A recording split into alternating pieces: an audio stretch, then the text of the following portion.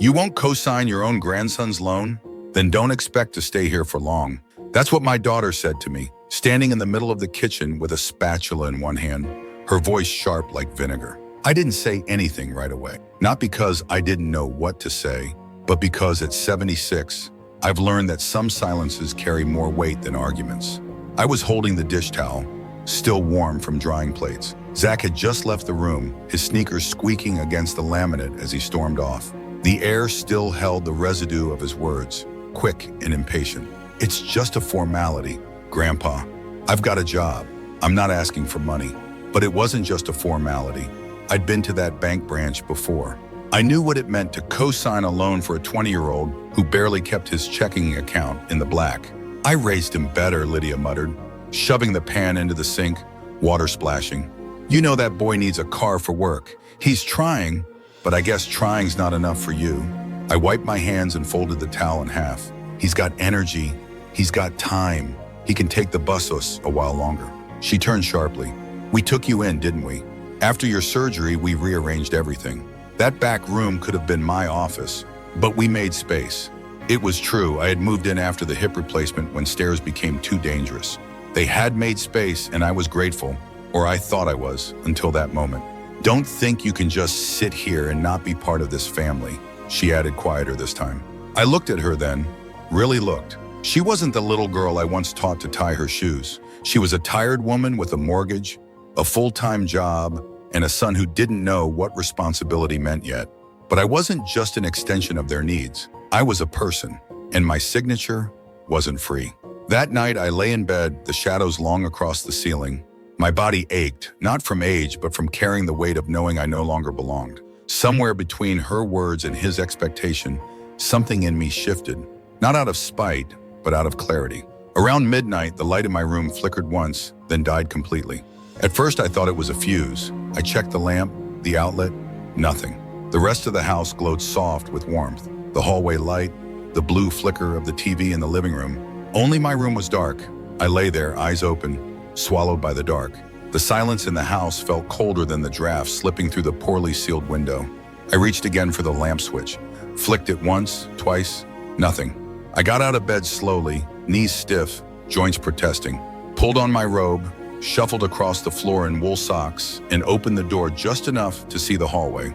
Light, souped golden. Everything else was working. I stood there a long moment before closing the door again. The darkness wasn't a mistake. The following morning, no one mentioned it. Zach was already gone by the time I walked into the kitchen.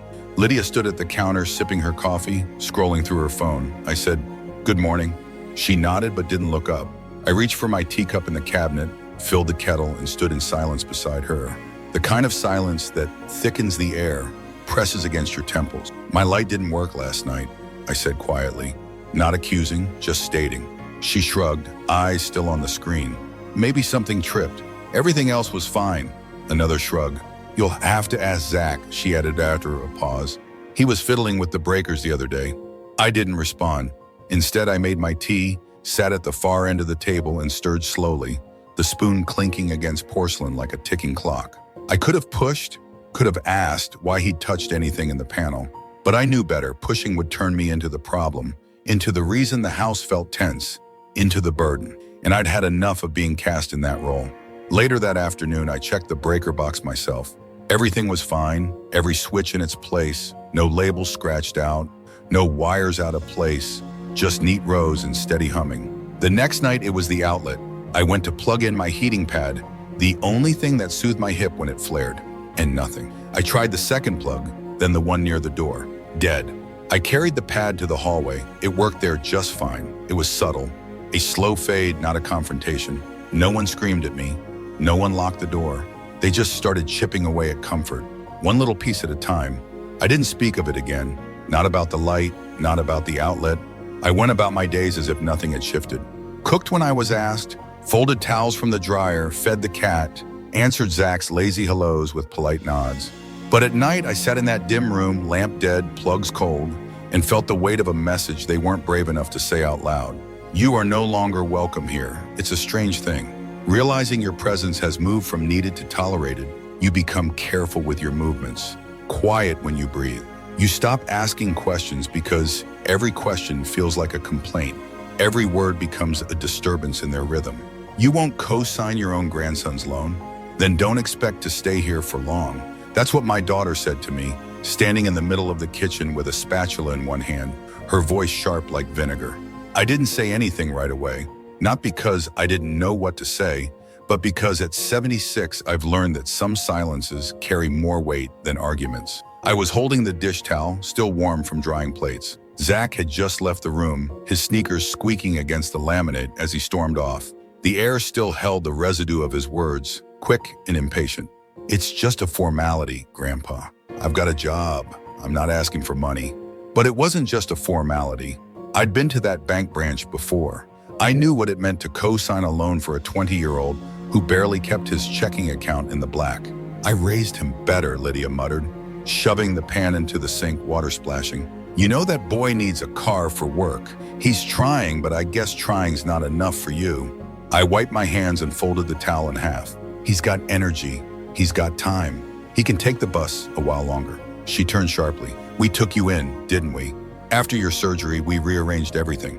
That back room could have been my office, but we made space." It was true. I had moved in after the hip replacement when stairs became too dangerous. They had made space, and I was grateful, or I thought I was until that moment. "Don't think you can just sit here and not be part of this family," she added quieter this time. I looked at her then, really looked. She wasn't the little girl I once taught to tie her shoes. She was a tired woman with a mortgage, a full-time job, and a son who didn't know what responsibility meant yet. But I wasn't just an extension of their needs. I was a person, and my signature wasn't free. That night I lay in bed, the shadows long across the ceiling. My body ached, not from age, but from carrying the weight of knowing I no longer belonged. Somewhere between her words and his expectation, something in me shifted, not out of spite, but out of clarity. Around midnight, the light in my room flickered once, then died completely. At first, I thought it was a fissure. I checked the lamp, the outlet, nothing. The rest of the house glowed soft with warmth, the hallway light, the blue flicker of the TV in the living room. Only my room was dark. I lay there, eyes open, swallowed by the dark. The silence in the house felt colder than the draft, slipping through the poorly sealed window. I reached again for the lamp switch, flicked it once, twice, nothing. I got out of bed slowly, knees stiff, joints protesting, pulled on my robe, shuffled across the floor in wool socks, and opened the door just enough to see the hallway, light, soft, golden. Everything else was working. I stood there a long moment before closing the door again. The darkness wasn't a mistake. The following morning, no one mentioned it. Zach was already gone by the time I walked into the kitchen. Lydia stood at the counter, sipping her coffee, scrolling through her phone. I said, "Good morning." She nodded but didn't look up. I reached for my teacup in the cabinet, filled the kettle, and stood in silence beside her, the kind of silence that thickens the air, presses against your temples. "My light didn't work last night," I said quietly. Not accusing, just stating. She shrugged, eyes still on the screen. "Maybe something tripped. Everything else was fine." Another shrug. "You'll have to ask Zach," she added after a pause. "He was fiddling with the breakers the other day." I didn't respond. Instead, I made my tea, sat at the far end of the table, and stirred slowly, the spoon clinking against porcelain like a ticking clock. I could have pushed, could have asked why he'd touched anything in the panel, but I knew better. Pushing would turn me into the problem, into the reason the house felt tense, into the burden, and I'd had enough of being cast in that role. Later that afternoon, I checked the breaker box myself. Everything was fine, every switch in its place, no labels scratched out, no wires out of place, just neat rows and steady humming. The next night, it was the outlet. I went to plug in my heating pad, the only thing that soothed my hip when it flared, and nothing. I tried the second plug, then the one near the door. Dead. I carried the pad to the hallway. It worked there just fine. It was subtle, a slow fade, not a confrontation. No one screamed at me, no one locked the door. They just started chipping away at comfort, one little piece at a time. I didn't speak of it again. Not about the light, not about the outlet. I went about my days as if nothing had shifted. Cooked when I was asked, folded towels from the dryer, fed the cat, answered Zach's lazy hellos with polite nods. But at night I sat in that dim room, lamp dead, plugs cold, and felt the weight of a message they weren't brave enough to say out loud. "You are no longer welcome here." It's a strange thing. Realizing your presence has moved from needed to tolerated, you become careful with your movements, quiet when you breathe. You stop asking questions because every question feels like a complaint. Every word becomes a disturbance in their rhythm. I looked down at my hands, knotted, veined, palms dry from years of work and tending. Once, these hands had soothed her when she was sick, tied her shoes and zipped up her dresses. Had she forgotten all of that, or had I overestimated what those things meant? I stood up slowly, knees stiff, and went back inside without a sound. The next morning, I took the early bus downtown. I wore my good shoes, the navy pair with the low heels, and packed a notepad in my purse. I wanted to look serious, like someone who still made decisions for himself. Nadine greeted me at the door of the Linwood house with a warm smile and a clipboard. She was younger than me by 20 years, maybe more, but she had kind eyes and a calm voice. The place was even smaller than I expected. A square of a living room, a narrow galley kitchen, a bedroom just big enough for a twin bed and a dresser. But it was bright. The floors were clean, the windows large. There were wind chimes on the porch and a tiny strip of grass behind the building. "This is the last available unit," Nayan said as she walked me through. "Mostly widows here. It's quiet, safe. The landlord lives next door, so if you ever need help," she smiled again. Not the kind of smile people give you when they're waiting for you to leave. The real kind. I nodded. "It's peaceful." And it was. I hadn't realized how noisy Lydia's house had become until I stood in this quiet with no television humming, no doors slamming upstairs, no forced conversations behind clenched teeth. I filled out the application right there using the pen Nan offered. When I handed it back, she looked it over, then said, "We'll process it by the end of the week, but if all checks out, the place is yours." I thanked her, my heart beating fast. She gave me a copy of the form and a small pamphlet about the community garden. "You can plant something if you like. Most of the women do." I smiled. Maybe tomatoes or lavender. When I got back home that afternoon, no one noticed I'd been gone. Zach was in the garage tinkering with something that wouldn't work, and Lydia was out grocery shopping. I slipped back into my room, placed the lease packet into the drawer, and sat on the edge of the bed. Something had changed, not in them, in me. For the first time in a long while, I wasn't waiting for someone to notice me. I wasn't hoping for kindness or for things to go back to how they were. I was making plans, and soon I'd no longer be a guest in someone else's home. I'd be a man in his own space with his own light, his own warmth, and his own keys. Zach knocked once before pushing my door open. "Grandpa, no, may I come in?" Just the sound of his hand on the wood and the click of the handle.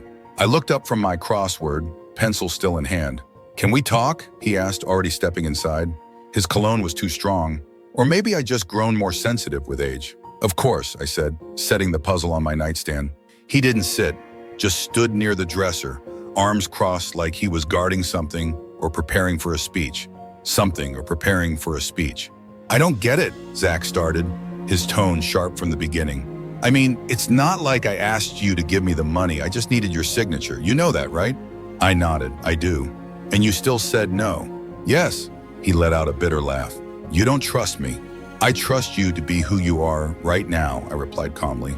"And right now, you're a young man who's learning, who's figuring things out, which means you'll make mistakes, and that's all right. But I won't risk what little I have on a loan you might not be ready for." He looked at me like I'd spoken another language. "You think I'm irresponsible?" I didn't respond. I didn't need to. Zach ran a hand through his hair. "You've been living here rent-free. My mom's cooking, cleaning. I do my share." I interrupted, but gently. "I cook, I clean, I babysit when needed, I pay for my own groceries. And if you believe I'm a burden, say it plainly. Don't wrap it in the word rent." That made him pause. He hadn't expected pushback. I thought you'd help. You always help." I nodded. "I've helped many times. When your mother's first car broke down, when she needed new braces, when your school trip wasn't covered. I helped because I wanted to. But helping isn't the same as enabling." He shifted on his feet. "So you're punishing me?" "No, Zach, I'm protecting both of us. You from a debt you might not be able to carry. Me from losing what little independence I have left." He looked at the unplugged lamp in the corner, then at me. "Did you unplug that?" "No," I said quietly. He looked away. A pause hung there, then softer he asked, "So what now?" I met his eyes. "Now we go on. You make your choices, I make mine. But you don't get to guilt me into co-signing, not with family, not with history." He didn't reply. He just nodded slowly and left the room, closing the door with more force than necessary. I sat for a long time after that, my hand resting on the pencil, the crossword half finished. It wasn't easy. Saying no to someone you've loved since the day they were born, it takes something out of you, but it also gives something back, a piece of yourself that had been eroded by years of yes. That night, Lydia didn't speak to me during dinner. She passed the butter wordlessly, refused eye contact. Zach didn't come down at all. I cleared my own plate, rinsed it, and left the kitchen clean. In my room, I packed a box, just one, a trial run. My photo albums, the small keepsake box with my wedding ring, the note from Derek, a scarf that still smelled faintly of lilac. I taped it shut and slid it under the bed. It felt good, solid, like a door was opening, and I was the one holding the key. Tuesday morning, I called the bank again, not the main line this time. I asked for Ms. Halverson, the branch manager, a woman I'd spoken to years ago when Derek passed, and again when I had to open a separate account from Lydia after my surgery. She remembered me. "Mr. Carver, how can I help you?" I explained my situation carefully, not the personal details. I didn't need sympathy, just the facts. I was preparing to rent a place on my own. I needed to understand how much I could draw from my savings account without incurring penalties. And I wanted to ask about setting up automatic payments for rent and utilities. She listened attentively, then walked me through the steps. "You've been frugal," she noted. "Very sensible investing. You could manage just fine for years with careful planning, even with a modest rent, especially with a modest rent." I thanked her, wrote everything down in a neat column in my notebook, and hung up. Then I called 9. "Yes, it's still available," she said with a little excitement in her voice. "In fact, we just finished the maintenance touch-ups yesterday. Would you like to reserve it officially?" I glanced at the box under my bed. "Yes," I said. "Please mark it as taken." "Wonderful. You can bring the deposit and first month's rent this Friday if that works for you. We'll have the key ready." When I hung up, I stared at my reflection in the mirror for a long moment. I hadn't realized how tired my eyes looked, not just from age, but from the holding back, from walking on eggshells in a house that pretended to welcome me while quietly pushing me to the edges. I ran a brush through my hair, changed into my walking shoes, and left the house without saying a word. I walked 3 blocks to the corner coffee shop and ordered something I hadn't had in years, a hot chocolate with extra whipped cream. I sat in the sun by the window and sipped slowly, like a man who wasn't in anyone's way. Then I pulled out my notebook and made a list. Call utility companies to transfer service. Request mail forwarding. Pack essentials first. Inform doctor of new address. Leave a note for Lydia or don't. That last one I left blank. Back at the house, the air was strangely still. Zach was out. Lydia was upstairs on a work call. I went straight to my room and began packing box number 2. Books, stationery, my sewing kit, a small clock Derek once gave me with an inscription on the back. "Time is what we share, what we share." I wrapped it carefully in a dish towel. That night, Lydia knocked on my door. Not hard, just a few fingers on wood. "Can we talk?" she asked. I sat on the bed, a half-packed box beside me. "Of course." She stepped in and looked around. Her eyes paused on the tape roll, the empty shelves, the open drawers. "You're leaving?" she said flatly. I nodded. "Yes." "When?" "Friday." She stood very still, her jaw tightened, but she didn't raise her voice. "So, that's it? You just decided?" "I thought about it for weeks, and you didn't know?" "I didn't think you'd be happy for me." She laughed bitterly. "You're twisting everything. We gave you a room when you needed one. We've tried." "Yes," I said softly. "You gave me a room, but not a place." She looked like she might cry, but the tears didn't come. "You think you'll be happier alone?" "I think I'll be freer alone." "That's not the same thing." A pause. "And what about Zach?" I met her eyes. "He'll recover. He's young. He has time to learn that love isn't a contract." She didn't reply, just left, closing the door behind her. That night I lay awake, not from anxiety, but from relief. It was happening quietly, cleanly. No drama, no shouting. Just a decision made by a man who had spent a lifetime giving and now had chosen to take something back. His dignity, his space, his peace. On Wednesday, I started boxing up the last few things that still made this room feel like mine. My nightgown, a crocheted throw I'd made during chemo treatments when my hands shook too much to hold a book, a small tin of buttons that once belonged to my mother. The rest, the furniture, the curtains, the mattress, had never been mine to begin with. Mid-morning, Lydia called from the other side of the door. Not a knock this time, just her voice, short and clipped. "Do you need anything from the store?" I hesitated, then answered, "No, thank you." A pause, then footsteps down the hall. She didn't ask where I was going. She hadn't asked why I was packing. It was easier for both of us, I suppose, to pretend this was just another room being emptied for repainting, another load of laundry, another box for the attic. Around noon, I found an old photograph tucked into a book I hadn't opened in years. It was from a summer picnic. Lydia, no more than 10. Zach, still a baby in my arms. Derek grinning beside me, wearing that ridiculous fishing hat he refused to throw out. We were sitting on a plaid blanket, a jug of lemonade beside us, and the sun made everyone look a little golden. I held it for a long time, not with sadness, just with acknowledgement. That was a good day. That day, we were happy. I put it into the box labeled Keep Close. That afternoon, I walked over to the mailbox and mailed 3 envelopes. One to the power company, one to the post office, one to my doctor. All simple notices. Change of address, effective next week. Please update records accordingly. It felt like shedding an old skin. I didn't tell Lydia I'd be gone by Friday morning. I didn't want a scene. I didn't want a tearful apology said for the sake of appearances, or worse, a last-ditch manipulation to make me stay. The truth was, I didn't think she'd stop me. She'd probably watch me leave with the same expression she used when donating clothes to Goodwill. Conflicted, relieved, vaguely guilty. Zach didn't speak to me at all, not even in passing. I heard him come and go, keys jingling, car engine growling in the driveway, then fading into the distance. It didn't matter. I was done trying to interpret silence like it held meaning. That evening, I allowed myself something small. I wrote a grocery list for the new apartment. Not what Lydia liked, not what Zach would eat, just what I wanted.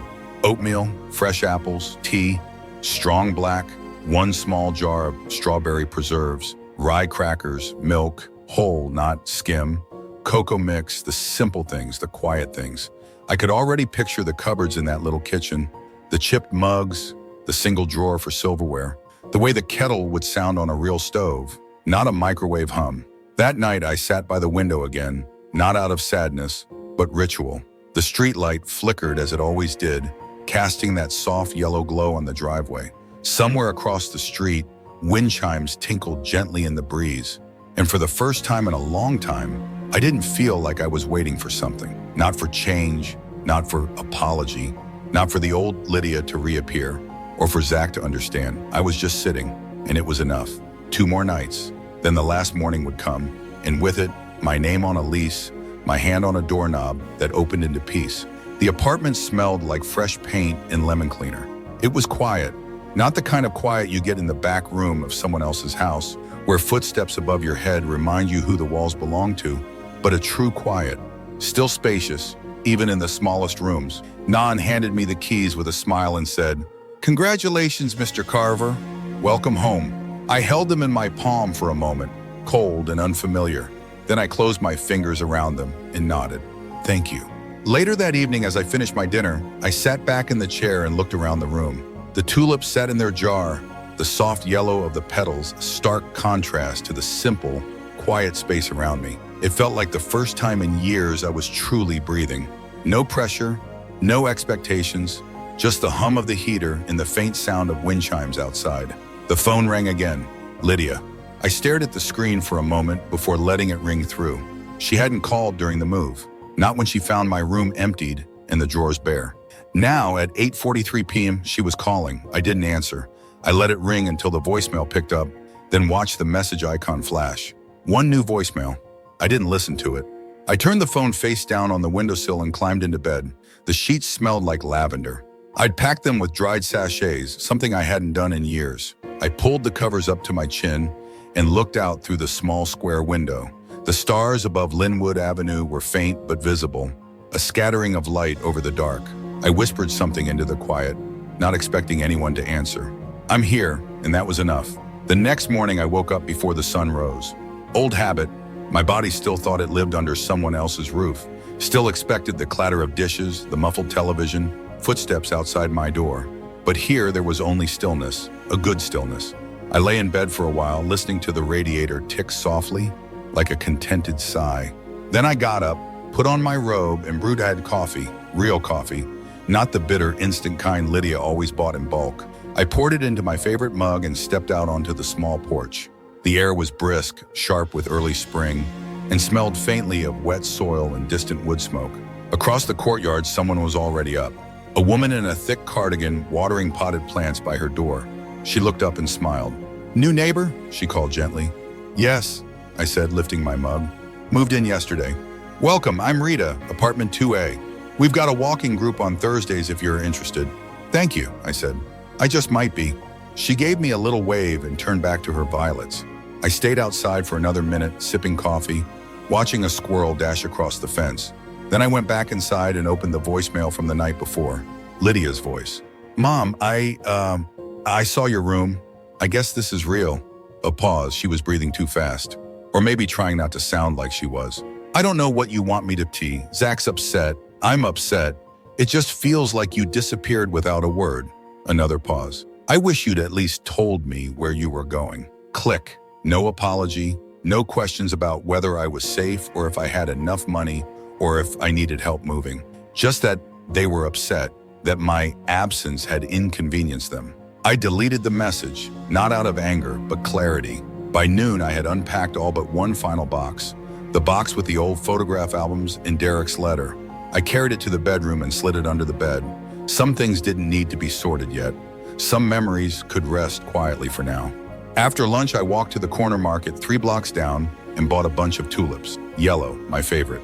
The clerk, a teenage girl with chipped purple nail polish, wrapped them gently and said, "Someone special." I smiled. Yes, me. Back home, I put them in a glass jar and set them on the table. I sat down, watching the flowers settle into the light that was now my own, feeling a quiet satisfaction that hadn't been there in years. Fingers together, her expression unreadable, but her eyes softened as she leaned forward. "Well," she said, "I'm glad to see you're taking charge." "I need to make some changes," I repeated. "I've moved." She nodded, clearly understanding, but said nothing for a moment. She'd been handling my affairs since Derek passed, helping me settle his estate, rewrite the will, and navigate paperwork I never wanted to learn to read. "Where did you move to?" she asked, her tone practical, the same as always. "A small place," I replied, shifting in my seat. Quiet, no stairs, no disruptions. She raised an eyebrow, then smiled faintly, as if she'd heard all this before in a different version of the story. "That's good," she said. "Sometimes the quietest places are the best." I nodded, not needing her sympathy, just the facts. "I need to update my will," I said. She set her pen down, folding her hands in front of her. "What do you want to change?" I went through my decisions carefully, each one deliberate. "I've decided to leave a portion of my savings to a scholarship fund for young women returning to school," I explained. "The rest, my personal belongings, books, jewelry, anything that can help. I'd like to donate to a shelter for women leaving difficult situations." "Sounds like a good plan," Francine said, tapping her pen against the desk. "And what about your family?" I paused. "I'm leaving a small monthly stipend in trust for Zach," I said slowly. "But only when he turns 25, and only if he's completed some form of education or training. I'm not punishing him, but he needs structure, responsibility." She made a note in her ledger, her eyes glancing up at me over her glasses. "Anything else?" "Just a few minor changes," I added. "But I want to make sure my savings are used wisely, not squandered. And if anything happens, I want my things to go where they'll do some good." She nodded and printed a new version of the will. "Still sure about this?" she asked. I signed it without hesitation. "Completely." She slid the papers across the desk, her eyes narrowing just slightly, but there was a soft smile forming at the corners of her mouth. "You look lighter, Mr. Carver." "Happier."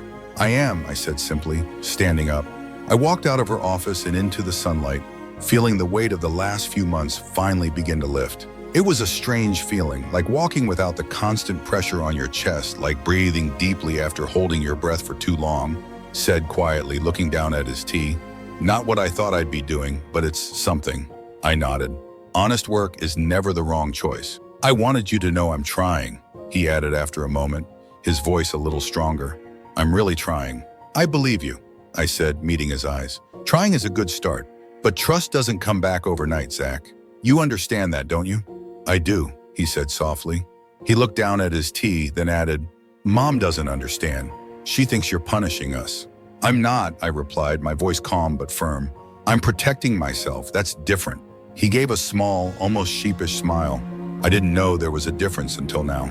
I reached across the table and placed my hand over his. "Zach, I don't stop loving people just because they hurt me, but I do start choosing what kind of love I can give in what I no longer have to.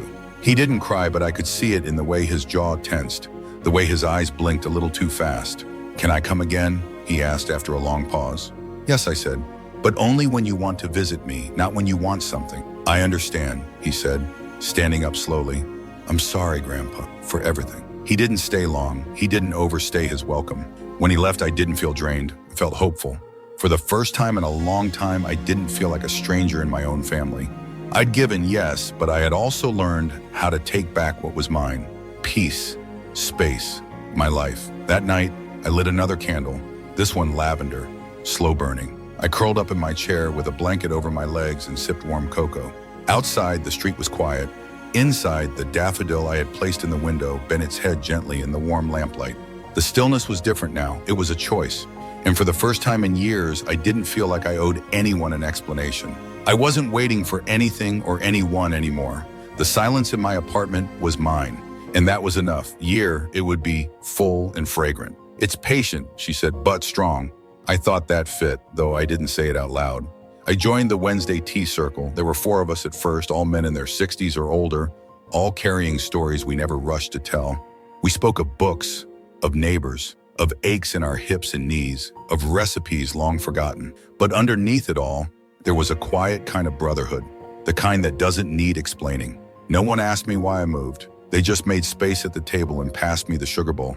I kept to myself otherwise. I read more, cooked, simply walked to the market once a week and bought what I wanted, nothing more. I even bought a little radio with a handle just like the one Derek and I used to take on picnics. One Sunday afternoon, I played it on the porch, watching birds dart through the hedges while Beethoven played softly through the speakers. That was the day I let myself cry. Not the sharp, gasping kind of grief, not anger, just a long, quiet weeping for everything I had carried too long. The years of being needed without being seen, of loving in silence, of sitting in darkened rooms wondering when the next kindness would come. I cried because I had survived it, and now I had this. Not perfection, not endless joy, but space, dignity, light that stayed on when I wanted it to. Lydia called sometimes, not often, just enough. The conversations were tentative, but better. She didn't ask when I'd visit. She didn't bring up the past. She once told me, "Zach's changed since he saw you. He started showing up on time, bought a secondhand car with his own name on the papers." I didn't say much, just nodded and said I was glad, because I was. Zach wrote me a letter on paper, a short note folded in half and slipped into a plain envelope. "Dear Grandpa, I think about you every time I check my bank balance before I swipe my card. Thank you for teaching me that being told no might just save your future. Love, Zach." I kept the letter in the same drawer where Derek's old note lived. Different kinds of love, both earned. The apartment felt more lived in now. My books lined the shelf. The chives had taken over their pot. The daffodil had wilted and been replaced by a small clay dish filled with dried lavender. I didn't need much. One afternoon as I was folding laundry, I thought back to that night, the light in my old room going out, how I'd lain in the dark, more numb than afraid, and I smiled. Not from bitterness, but from clarity. Because that light going out, cruel as it was, showed me everything. It showed me how little power I truly had in that house, and how much I still had when I finally stood up and outside it. I didn't need a grand ending. No grandchild falling at my feet in apology, no daughter transformed by guilt. I just needed a place where my yes meant something, and where my no didn't cost me the roof over my head. And now I had it. Last week I hung a wind chime outside my window. Just a simple one. 5 hollow tubes and a wooden heart at the center. It doesn't make much noise unless the breeze is right, but when it does, it sings gently, like something soft remembering its own voice. That's what this place has been for me. Not a retreat, not an escape, but a remembering. I remembered what it feels like to be seen as a whole person, not a background figure in someone else's life, not a placeholder, not an obligation, just a man who's lived long enough to know when love starts to look like dead, and when silence starts to feel like exile. I've made peace with the fact that Lydia and I may never be close again. Not in the way we once were, but we speak now carefully, with fewer landmines between us. She sends photos sometime. Zach at work, the cat asleep on the porch, the garden she planted this year without my help. They're learning to live without me, and I'm learning. I was never supposed to disappear just because I was no longer needed. Rita invited me over for supper last night. She made soup and we sat on her back patio while the sky turned soft with dusk. She said something that stayed with me. You know, she said, a lot of men our age think they have already lived the story, that everything from here is just waiting. But I think this part, this choosing yourself, might be the best chapter yet. I nodded because I knew it was true. I'd lived so long inside other people's needs that I'd forgotten what it meant to build a life without asking permission. Now, every morning I open the window, I water my herbs, I read in the quiet, I buy my own food on my own list, and no one turns out the lights when I disagree with them. And when the breeze comes through and that wind chime stirs, I remember this is mine. This time, this space, this peace. If you're reading this and something in your life feels like a slow eraser, if your presence is tolerated more than it is welcomed, if your silence is mistaken for agreement, I want you to know you're not too old to begin again. You're not too late to protect your dignity. You're not selfish for saying enough. And if you've ever been made to feel that your no is a betrayal, remember this, your peace is not a luxury. It's your right, and it's never too late to claim it. No is a betrayal. Remember this, your peace is not a luxury. It's your right, and it's never too late to claim it. Thank you so much for watching. I hope this story resonated with you as much as it did with me.